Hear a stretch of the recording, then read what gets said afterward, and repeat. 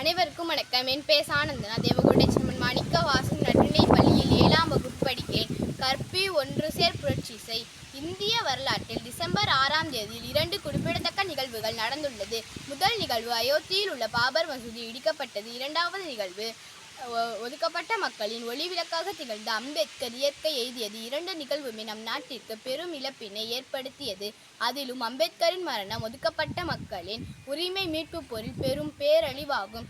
1891 April 14ஆம் தேதியில் ராம்ஜி சக்பால், பீமாபாய் ஆகிய தம்பதியினருக்கு 14வது குழந்தையாக பீம்ராவ் ராம்ஜி அம்பேத்கர் பிறந்தார். ராம்ஜி சக்பால் ஆங்கிலேய இராணுவத்தில் பணியாற்றி வந்தார். அவரது வருமானம் போதுமானதாக இல்லை என்றாலும் தனது மகன்களை படிக்க வைக்க வேண்டும் என்பதில் உறுதியாக இருந்தார். தாழ்த்தப்பட்ட ஜாதியில் பிறந்ததால் சிறுவயது முதலே ஜாதி இந்துக்களின் தீண்டாமையையும் கொடுமைகளையும் அம்பேத்கர் அனுபவிக்க நேர்ந்தது.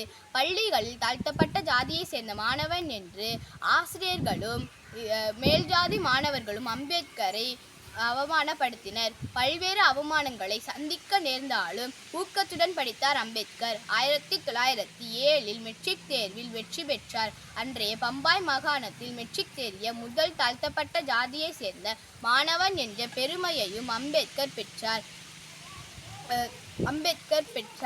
அம்பேத்கரை பாராட்டும் விதமாக கிருஷ்ணாஜி அர்ஜுன் என்னும் ஆசிரியர் புத்தரின் வாழ்க்கை வரலாறு என்னும் புத்தகத்தை அம்பேத்கருக்கு பரிசாக அளித்தார். அந்த புத்தகம்தான் அம்பேத்கரின் பிற்கால சிந்தனை புரட்சிக்கு வித்திட்டது. 1908 ராமாபாய் அவர்களுடன் அம்பேத்கருக்கு திருமணம் செய்து வைக்கப்பட்டது. பரோடா மன்னர் சயாஜி அம்பேத்கரின் மேல்படிப்புக்கு உதவ ஒப்புக்கொண்டதால் பம்பாயில் உள்ள எல்ஃபஸ்டன் கல்லூரியில் சேர்ந்தார்.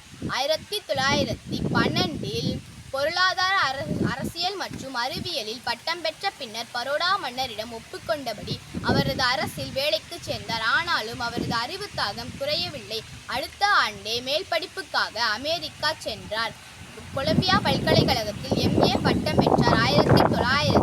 1916 லண்டன் சென்று சட்ட படிப்பையும் பொருளாதாரத்தில் டாக்டர் ஆய்வையும் தொடர முடியாமல் 1917 இந்தியா திரும்பினார். ஆழ்ந்த புத்தக வாசிப்பு, கல்வி மற்றும் வெளிநாட்டு அனுபவம் போன்றவை அவரது சிந்தனையில் பெரும் மாற்றத்தை ஏற்படுத்தியது.